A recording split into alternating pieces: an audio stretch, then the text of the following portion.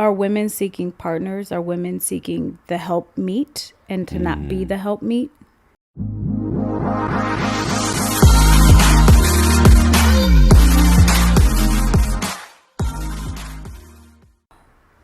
Are women seeking partners? Are women seeking the help meet and to not be the help meet? Is that... I'm seeing more of that in the mentality. And again, all I can do is go off of the numerous amount of videos from numerous different providers from numerous different states and cities and towns. And I will say cities because the towns are going to bark a whole different narrative. Oh, yeah, but for the most part, the modern woman has been empowered to a degree where she's been brainwashed into thinking that a supportive role is a ball and chain. And that's not true because if you talk to the women... I thought men believe that.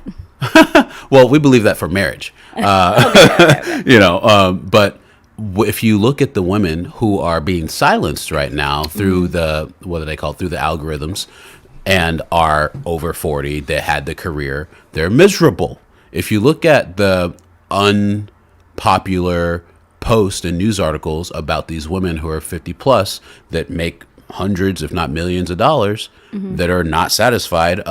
One of my favorite female actresses, Charlene, the blonde lady, she's South African. Oh, yeah, I know who you're talking about. She can't date. Can't find nobody to date. Now, one of the things that women will do, and she probably did it to herself, is price themselves out of the market because hypergamy dictates that a woman finds a guy that's better than her. And if she doesn't, then she's dating down or settling. She will probably need to find someone more equal to her. Correct. And that's at that point, that's fine. Yeah. Because if a man on that level is operating his truth, we could be 50-50 and I can still hold my role as a leader, despite the fact that we're both making $100,000 and both making millions of dollars. Because typically the way it is, one light and two light in Kansas City, high-end lofts or town.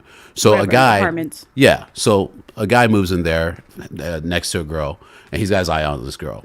Well, the fact that he makes $100,000 a year and he's living in this place, she's looking at the guy that's in a penthouse. So if you're in these social dating scenarios, typically from hypergamy standard, the guy is invisible that's on her level. She's looking up here. He's on the same floor with her on the 5th floor or whatever floor that is. She's looking at the guy that's in the penthouse on the 10th floor. So then in that sense, you think that women are looking for a provider and a protector.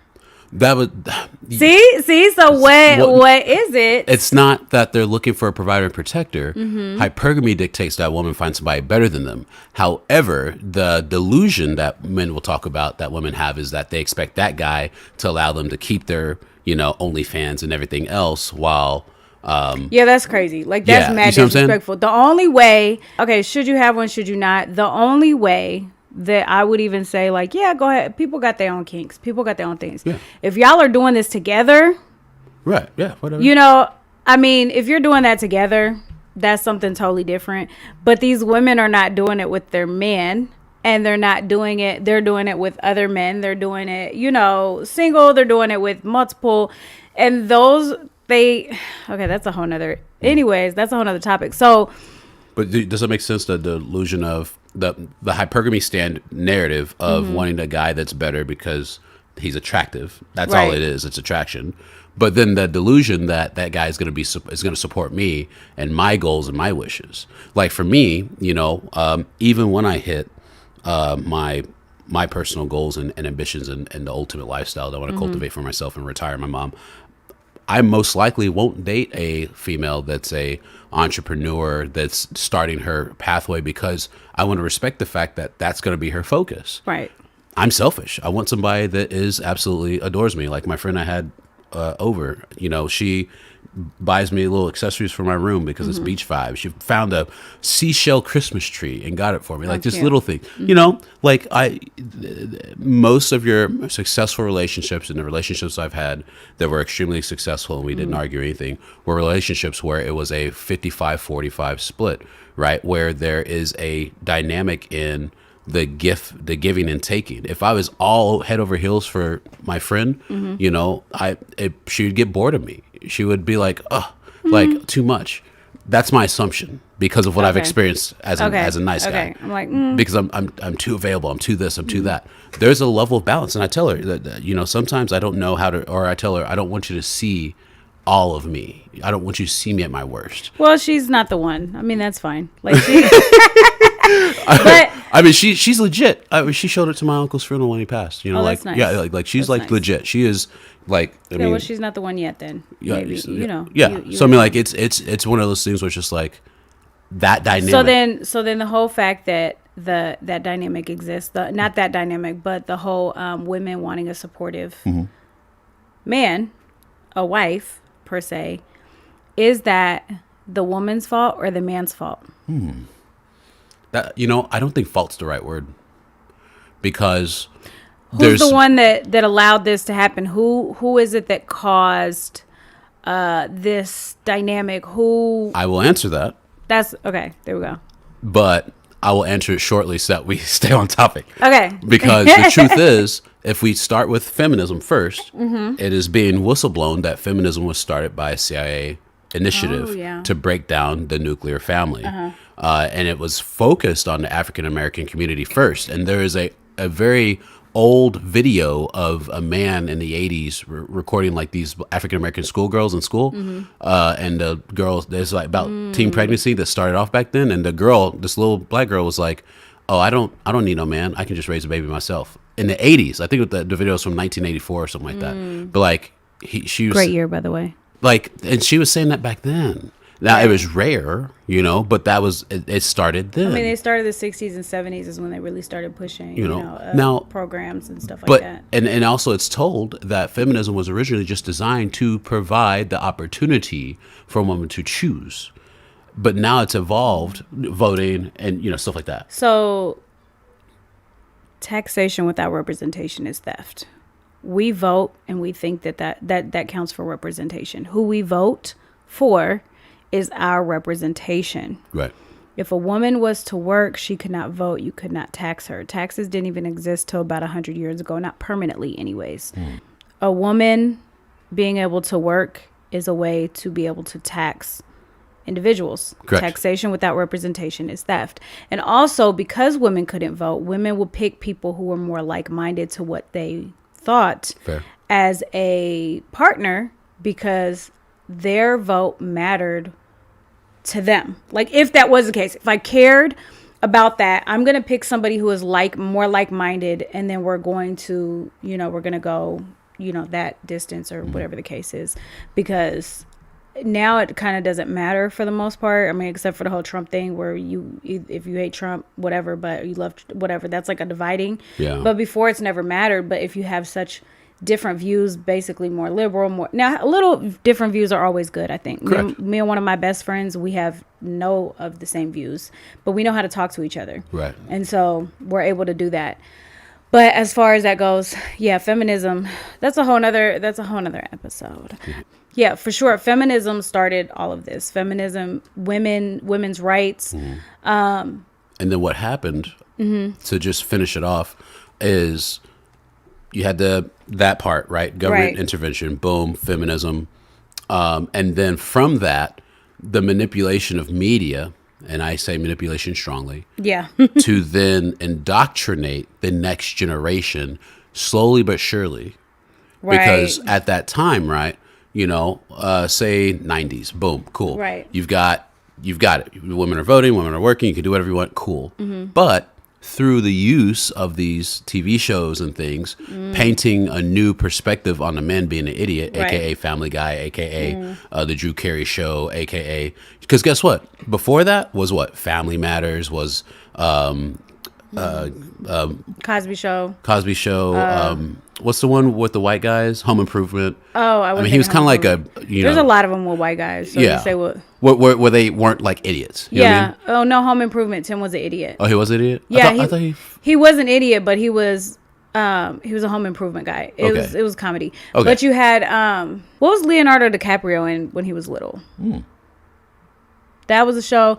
So I mean, like, Anyways, I get it. I get what you're saying. You have more family, like friendly type. This is what it is kind of thing. right, that helped represent a stable family Okay. back then. Right. And one example, and this is a new movie, but one example I'll give is Denzel Washington's movie, and I can't think. James Earl Jones did the play version of that, and honestly, he was better than Denzel Oh. in that role. Oh my gosh, there's a play. Oh, I know what you're talking about. Picket Fence. Fences. That's the name of the movie. Yeah, It's an agenda, so it's not a men's fault. My fault. Yeah. Feminism definitely started. We agree on that. Okay. I think men play a huge role in continuing that on. Okay. And what I think is, the reason why I think that is because I think that, I can tell you right now, I'm a very strong-willed woman. And people think that I can't be submissive. People think that I'm masculine because sometimes I'm strong-willed or whatever. But then when I ask men who are like, who I know are like truly like, I hate saying alpha males, but more alpha males. None of them, all of them are like, you're one of the most feminine women I know. Like, that's hilarious. You're definitely, you exude femininity. Yeah, you're assertive sometimes, but you're also a mother. You have to be in that role. You were in the Marine Corps. You did all this stuff. You do. Correct. You know, I did armed security for the federal government for so long. You know, being a secret agent, we'll say, you know, I have to be that. Some of it because of my life choices and some of it because of, you know, where I am. And so they'll be like, no, that's not, the way that you do it is not. Like, there's ways to be assertive when you're masculine. There's ways to be assertive when you're feminine. And standing on what you believe in is not masculine or feminine. No. That's just a principle. Correct. And so, so with that, I think I am a firm believer. I've seen it happen where men do not let me get away with things. And I'm like, oh, okay. And then I see where men let me get away with things. And then I keep doing it. Not on purpose. I'm not purposefully trying to push boundaries. Okay. Right. I'm not. But would you say it's subconscious? Just curious. Yeah, I think so. I think so. But that's how kids are. Women are big kids. Okay. I think maybe we all are. I agree. Like, if you deal with me the way that you deal with like a 2-year-old, you know, oh baby, come here. Like, it's like, oh, okay. Like, because we want that. That's what we give. That's what we want. But I think in general. And so with that, I just think that it's really, men allow this. I have dated 2 men that I can think of off the top of my head that made less money than me. Okay. And I make a lot of money. Okay. Like, I make good money. Let me say I make good money. I don't make a lot of money. I make good money. Okay. This last year, I'm probably in the top 11% earners. I made $3,000 less than to be in the top 10% earners. Okay. I work hard, I make a lot of money, and I never let that define me because I don't think that a woman ever brings money to the table. Correct. That's because I live my life the way I live my life, whatever. That's a whole nother topic. But I think that men, and I can tell you right now, there's a man I'm thinking about right now, who is making like $36,000 when I'm making like $100,000. And we had conversations about money. He's like, I don't think you should do that, you know, with your money. Okay. Because even with $40,000 a year, he wasn't broke. So that means he knows how to manage money too. So it's like, even still, there's a level where you can know. Now, the chances of that really being something that somebody can do is manage $40,000 in today's economy. You probably need to make more than that. Okay. But as far as the idea, like, oh, if you make 6 figures, you do this, that, and the third, whatever, like, that's just, you know, because I know plenty of people who make 6 figures. I know people that have reached $1 million in a lifestyle and still in their lifetime and still broke. Mm-hmm.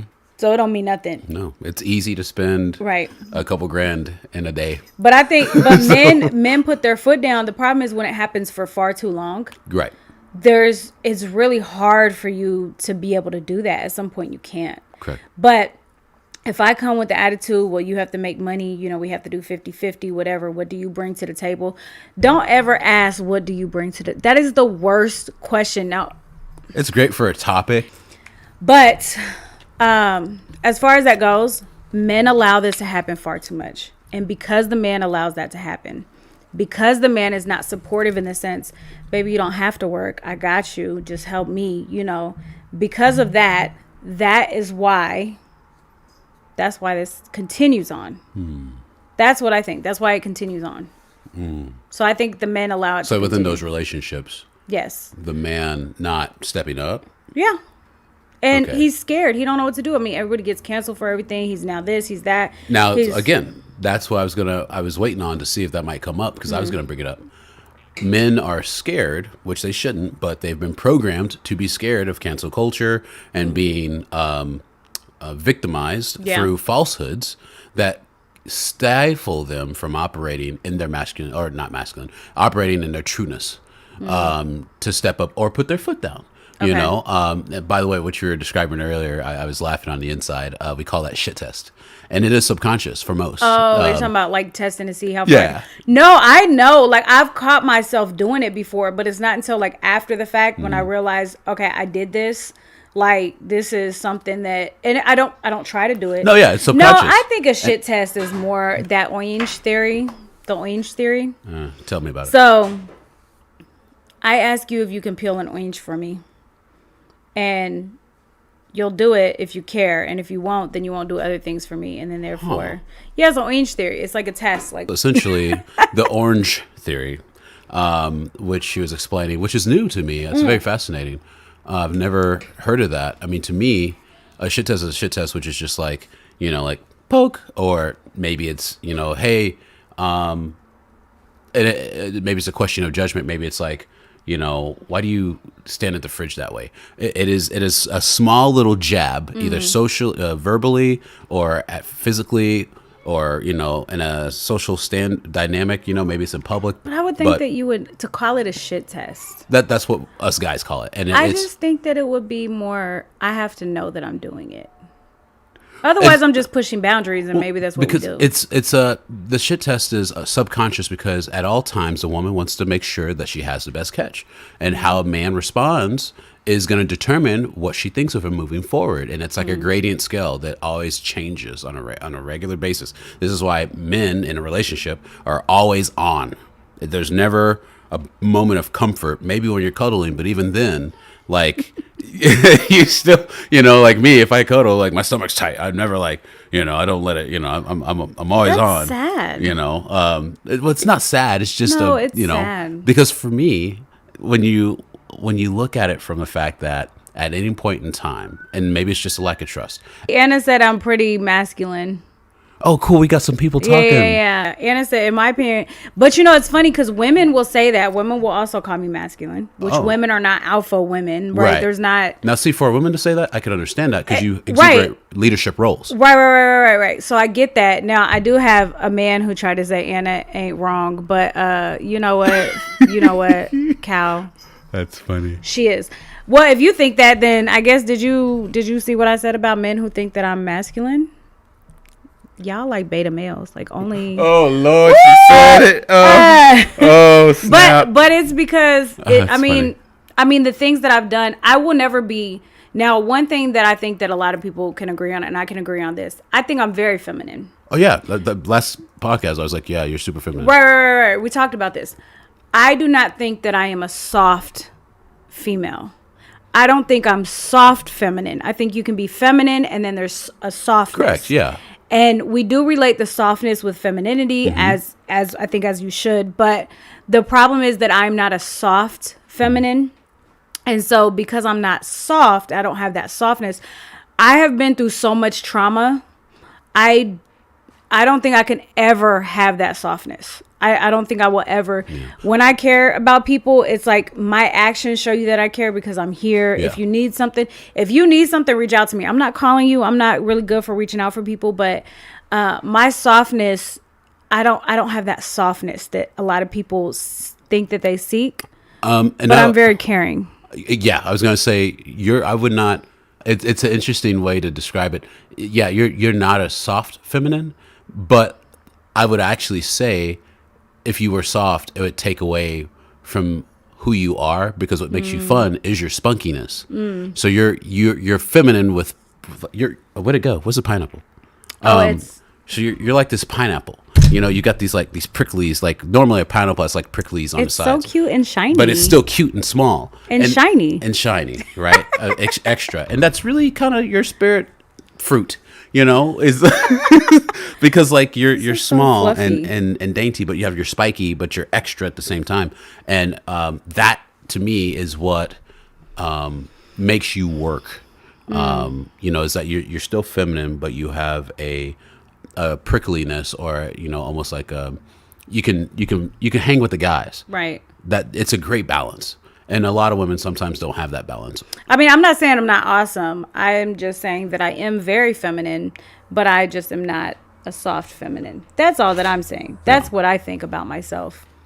And I mean, each has each has their benefits. We talk about toxic masculinity, right? But toxicity is toxicity. Correct. Okay, it's not really, there really is no real thing of toxic masculinity. No, it's not. Once it gets to abuse, that's toxic. That's just toxic. Okay, like a man who can't take, but how many women, studies will sit here and show you can read studies that show that men underreport women, like abuse from women, by 40%. Correct. That's what they have with studies, because men are not going to admit when a woman, like, oh, she beat my ass, she did this, whatever. Mm-hmm. Or, you know, if a woman slaps you, you're not calling the cops because a woman slapped you. Correct. But if you slap a woman, if she don't call the cops, whoever saw it is. Right. You know, and so there is more power in a man. So I'm not saying at any time is it okay to hit somebody. But I've done that, especially with my first husband. Like, we both went back and forth. You know, he had PTSD before PTSD was a thing, and it just wasn't something. I got married at 18, and he started getting abusive. I was abusive too. And I mean, it was both, but I was allowed to do that. I was allowed to push those buttons. I was allowed to go overboard. I was allowed to do all that. I've also been someone who, like, I got mad one time and hit him, and they were like, if you ever in your life again, I'm never speaking to you. And, like, put it down right then and there. And I was like, dang, I'm doing something wrong. That's when I realized I was doing something wrong because of what I've been through and everything like that. And so it's like, and that was a man that held his boundaries. Right. And so I think boundaries are very important. So as far as all that goes, I think a lot of women do want to help meet and not be the help meet. Mm-hmm. I think feminism was the cause of it, but I believe that men help it far too much.